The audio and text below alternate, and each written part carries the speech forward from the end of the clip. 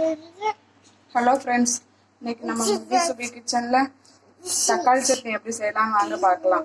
தக்காளி சட்னி செய்ய தேவையான பொருட்கள்: ஒரு மீடியம் சைஸ் 3 தக்காளி கட் பண்ணி வச்சுருக்கிறேன், 3 பல் பூண்டு, 2 கொத்து கருவேப்பிலை, 2 வரமிளகாய், தேவையான அளவு உப்பு, தாளிக்க தேவையான அளவு எண்ணெய்.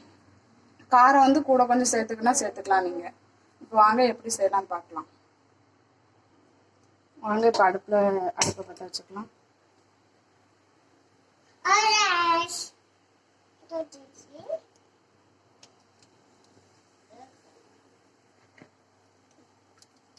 தாளிக்க தேவையான எண்ணெய் ஊற்றிக்கலாம்.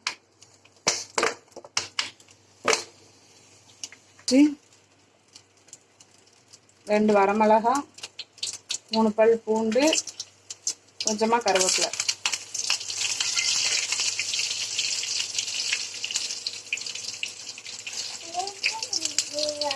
லைட்டாக கிண்டி விட்டுக்கலாம். இப்போ தக்காளி போட்டுக்கலாம்.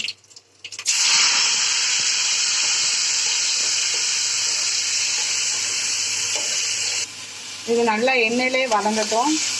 இதுக்கு தேவையான அளவு உப்பு போட்டுக்கலாம்.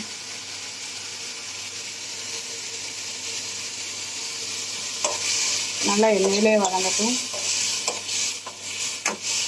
தக்காளி சட்னி செய்ய 3 பொருள் இருந்தால் போதும். நல்லா வதங்கட்டும். ஒரு 5 நிமிஷம் மூடி வச்சுக்கலாம்.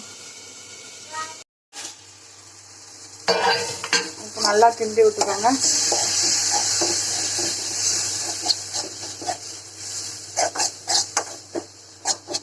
இந்த அளவுக்கு வேகணும். நல்லா வெந்துருச்சு. இப்போ கொஞ்சமாக ஆற வச்சுட்டு சட்னி அரைச்சி எடுத்துக்கலாம். அவ்வளோதான்.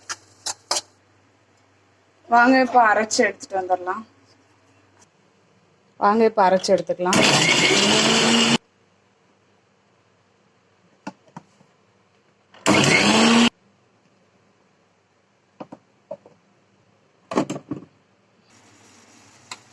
இப்போ நம்ம சுவையான தக்காளி சட்னி ரெடி.